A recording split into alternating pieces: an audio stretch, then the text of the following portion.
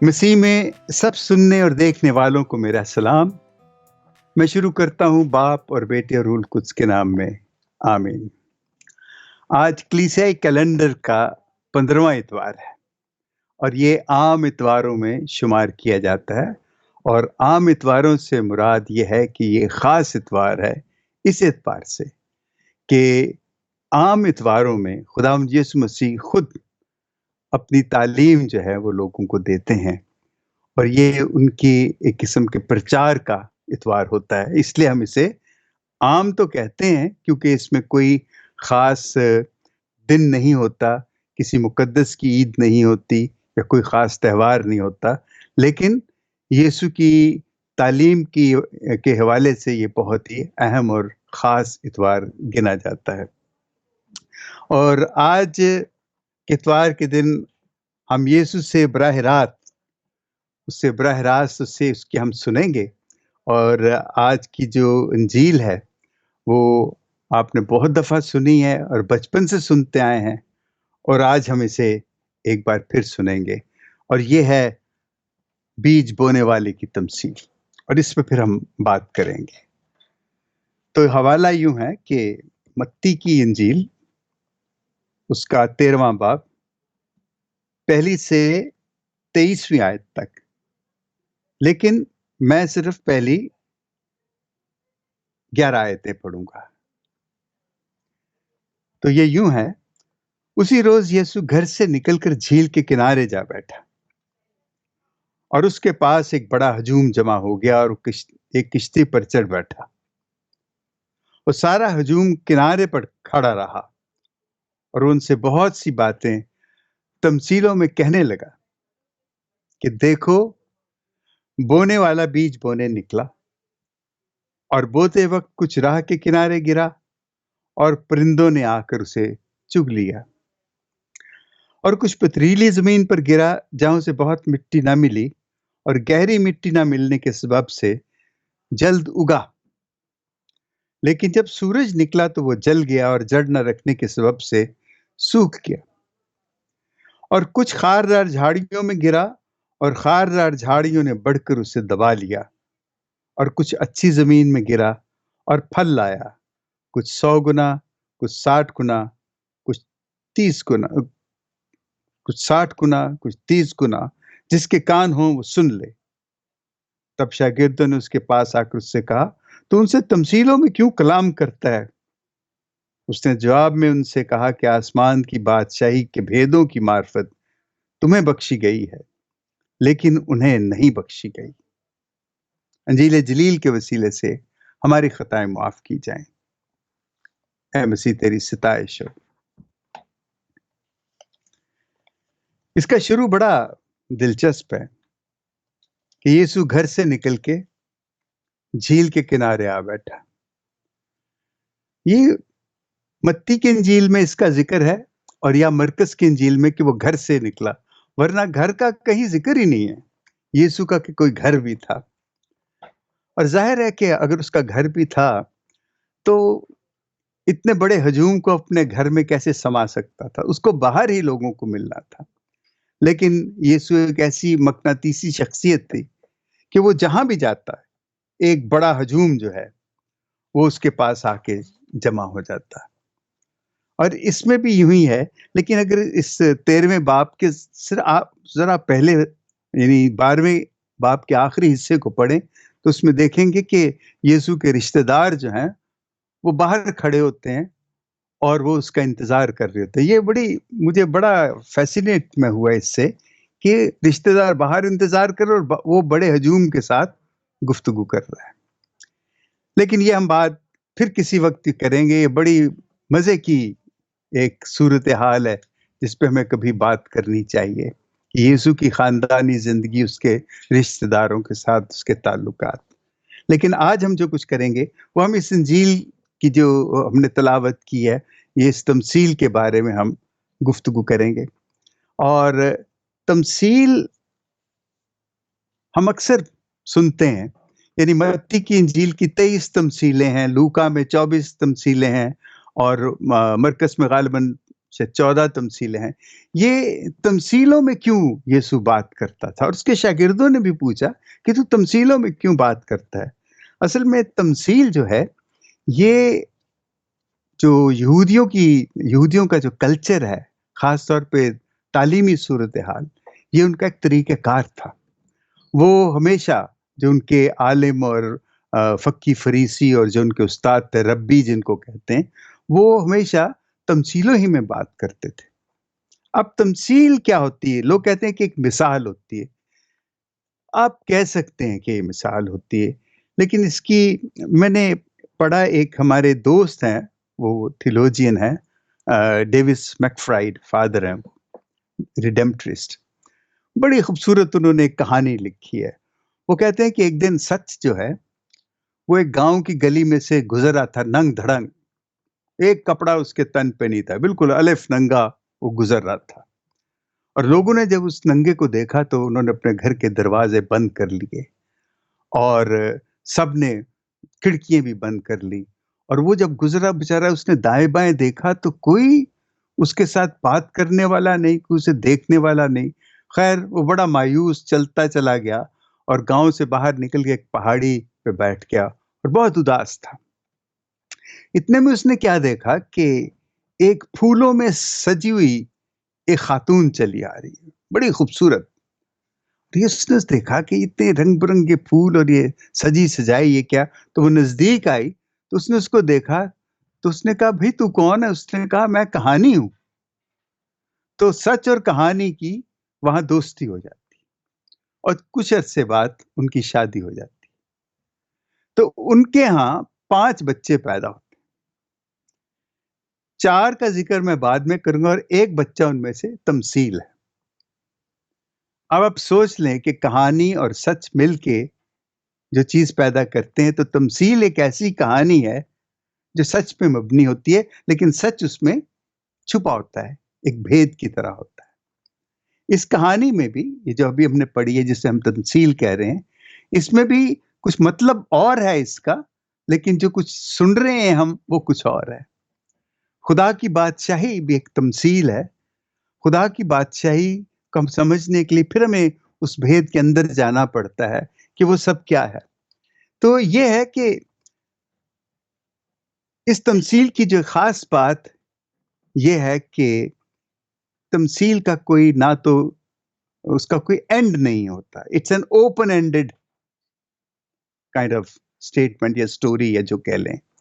और वो इसलिए ओपन एंडेड होती है, इसलिए उसका ख़त्म नहीं होता। जो सुनने वाले होते हैं, उस तमसील के अपने ही मानी जो है वो अख्ज़ करते हैं। हर कोई अपने-अपने तरीके से उसको समझता है, जितनी उसकी सोच होती है, जितना उसका इल्म होता है, जितनी उसकी खुदा ने उसको ज़हन दिया है, उसके मुताबिक वो सोचता है कि वो क्या है। और इसकी और एक बात ये है कि ये लाज़मा और लामकां होती है।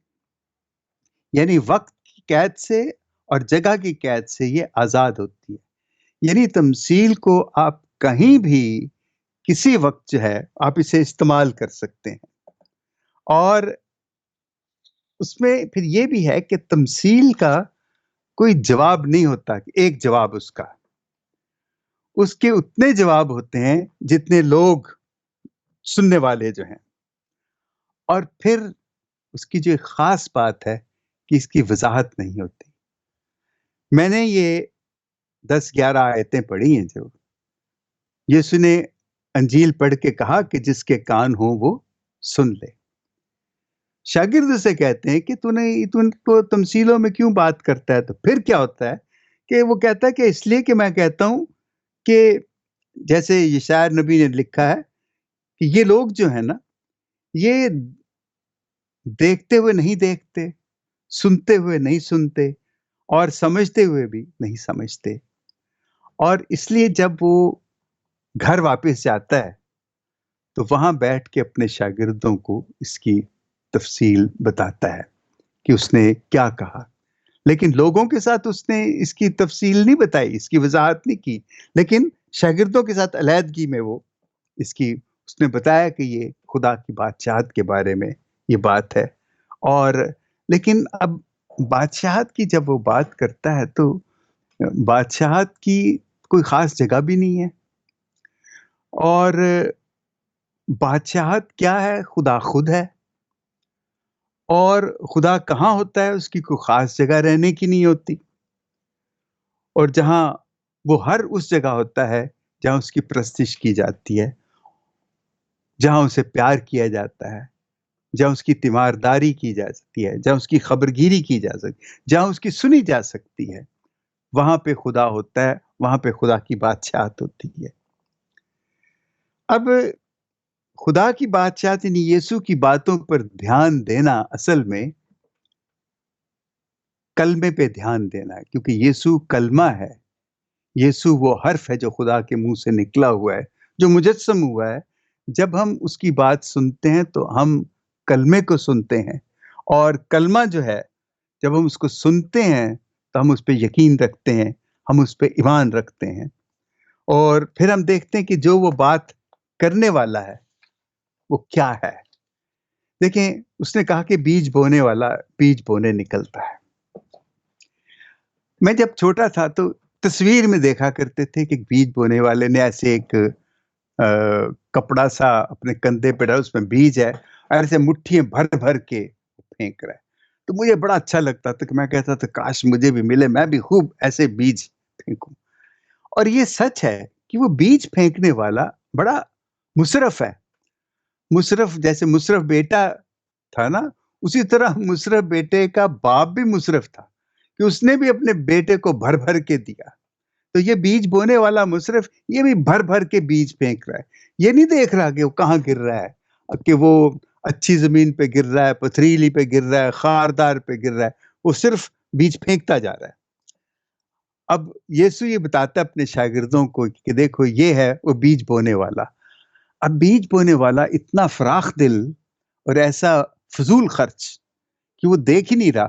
آپ کو یہ سن کے حیرت ہوگی کہ فلسطین کے اس زمانے میں جب یسوع تھا اور اس سے پہلے بھی یہ بڑی عجیب بات تھی کہ بیج پہلے پھینکتے تھے، ہل بعد میں چلاتے تھے۔ اب تو یہ ہے کہ آپ زمین پہلے تیار کرتے ہیں پھر اس میں بیج ڈالتے ہیں، لیکن وہ زمانہ کچھ اور تھا، شاید لوگوں کو اتنا علم نہیں تھا، اور اب ان کو اتنا علم ہے کہ وہ بیج پہلے پھینکتے تھے پھر بعد میں وہ۔ اب اس میں یسوع کہتا ہے کہ اصل میں وہ بیج جو ہے وہ خدا کا کلام ہے، اور بونے والا خود یسوع ہے، خدا ہے، اور زمین کون ہے؟ وہ کہتا ہے وہ ہم لوگ ہیں۔ اب اس زمین کی وضاحت بڑی مزے کی ہے، جو میں سوچتا ہوں کہ یہ میں سوچتا ہوں، میں غلط بھی ہو سکتا ہوں، لیکن ان باتوں میں غلطی کی گنجائش نہیں ہوتی، ہونی نہیں چاہیے۔ مجھے لگتا ہے کہ وہ زمین جو بیج جس پہ وہ راہ گزر، جس پہ زمین بیج پھینکا گیا، پہلی صورت جو ہے کہ وہ راستہ تھا، عام سڑک تھی تو اس پہ بیج پھینکا گیا۔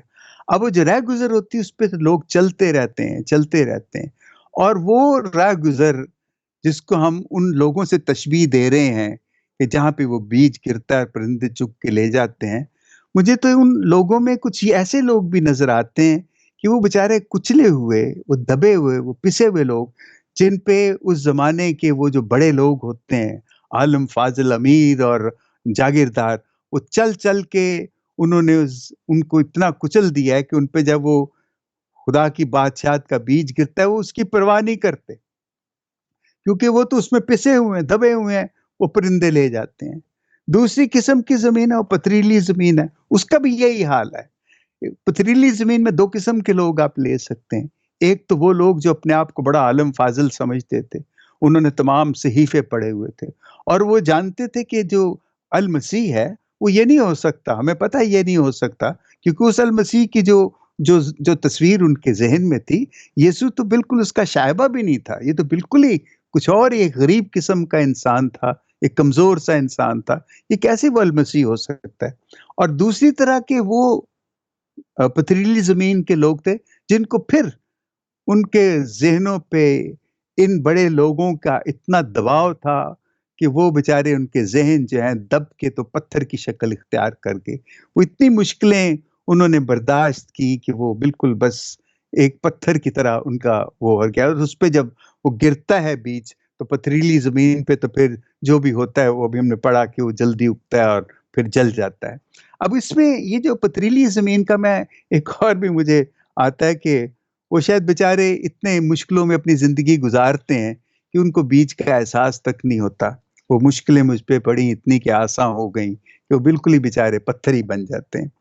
تیسری قسم کے جو ہیں جو خاردار جھاڑیوں، وہ لوگ تھے یا وہ لوگ سمجھے جاتے تھے جو کہ جنہوں نے تیاری کی تھی کہ جو رومی جو غاصب ہیں، جنہوں نے قبضہ کیا تھا فلسطین پہ، اسرائیلیوں پہ، وہ ان کے لیے لڑنے کے لیے تیار تھے، وہ ان کے دباؤ کے نیچے تھے اور وہ انتظار کر رہے تھے کہ المسیح آئے اور وہ ہم اس کے ساتھ مل کے اس کی رہنمائی میں ہم حملہ کریں اور ان کو ہم تہس نہس کرتے ہیں، وہ سوچ میں تھے۔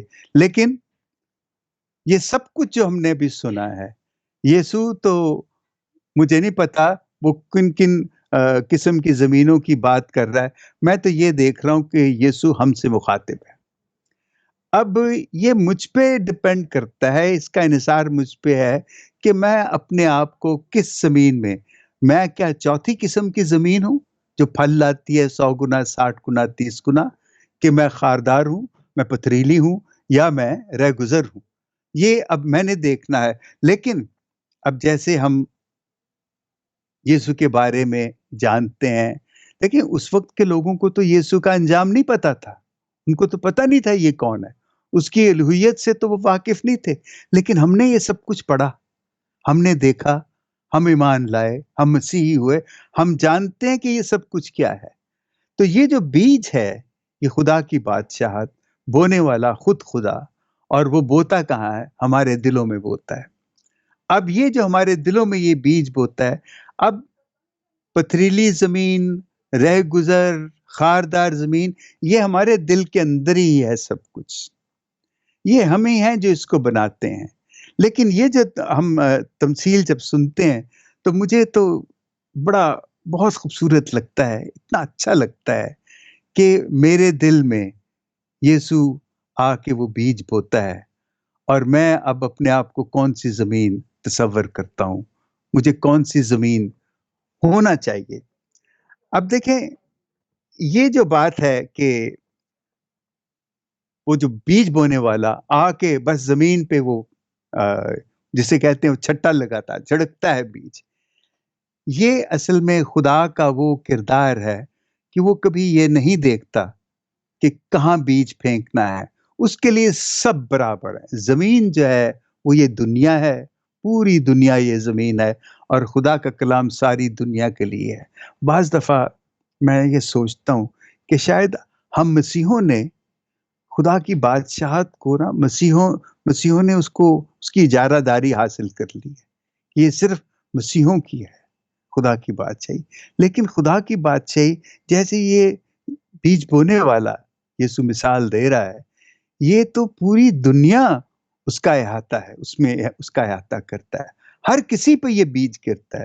اب اگر ہم صرف یہی سوچ لیتے ہیں کہ وہ خدا کا بیٹا ہے، اور جب تک اسے خدا کا بیٹا نہیں مانتے ہمیں نجات نہیں ملتی، درست کہتے ہیں، لیکن ہمیں یہ بھی تو ماننا چاہیے نا کہ خدا کا بیٹا وہ زندہ کلام ہے، وہ کلمہ ہے، وہ خدا کی بادشاہت ہے، وہ سچ ہے، وہ انصاف ہے، وہ محبت ہے، آزادی ہے، صلح ہے۔ ہم ان 5 الفاظ پہ زیادہ زور نہیں دیتے جتنا اس بات پہ زور دیتے ہیں کہ وہ خدا کا بیٹا ہے، اس کو مانو۔ یقیناً ہمیں خدا کے بیٹے کو ماننا ہے، اس لیے ہمیں ان چیزوں کو بھی ماننا ہے اتنا ہی جتنا ہم یسوع کو مانتے ہیں، کیونکہ یہ چیزیں وہ خود ہے، یہی خدا کی بادشاہت ہے۔ اور اگر دنیا میں آج تکلیفیں اور دکھ ہیں، اس لیے کہ ہم نے ان پہ زور بہت کم دیا ہے۔ دیکھیں یہ کتنے امیر ملک ہیں، یہ مسیحی ملک ہیں، اپنے آپ کو مسیحی کہتے ہیں، ان کے کانسٹیٹیوشن میں بھی مسیحیت ہے، لیکن ان کے کردار میں یہ کیا سچ، انصاف، محبت، آزادی، صلح کے لیے کھڑے ہوتے ہیں، یا کہ یسوع خدا کا بیٹا ہم اس پہ ایمان لاتے ہیں؟ اور اس لیے دنیا میں جو سب غربت اور تکلیفیں جو ہیں، یہ ہے کہ ہم انصاف کی طرف، ہماری یہ ساری قومیں جو مسیحی ہیں، یہ اس طرف ان کا زور نہیں ہے، ان کا زور کسی اور طرف ہے۔ نام یہ مسیح کا لیتے ہیں، کام یہ شیطان کے کرتے ہیں۔ یہ معاف کرنا، میں اتنی سخت بات کہہ رہا ہوں، لیکن ایسے ہے۔ اس لیے ہم جو ہیں دیکھیں، میں نے جیسے پہلے بھی کہا ہے کہ جنگ جو ہے وہ ایک انسان کے دل میں پیدا ہوتی ہے، تو نیکی جو دنیا میں پھیلتی ہے وہ بھی ایک انسان کے دل میں ہی پیدا ہو سکتی ہے۔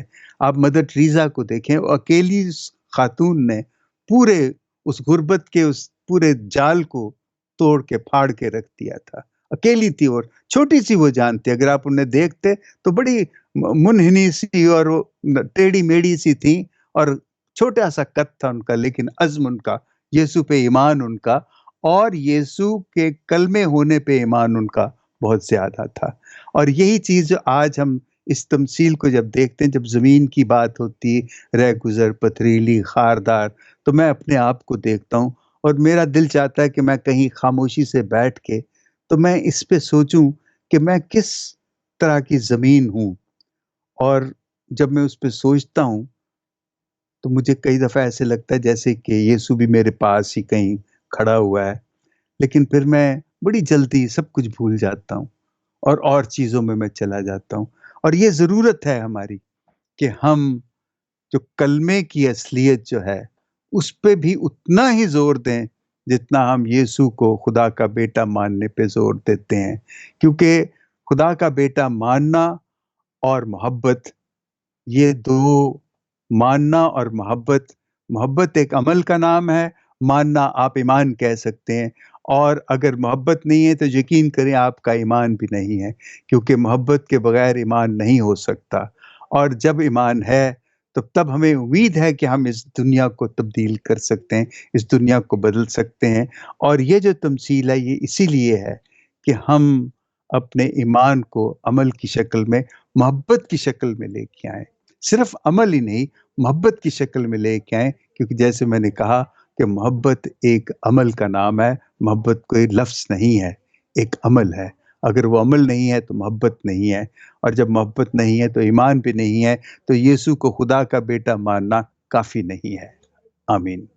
باپ اور بیٹے اور روح القدس کے نام میں آمین۔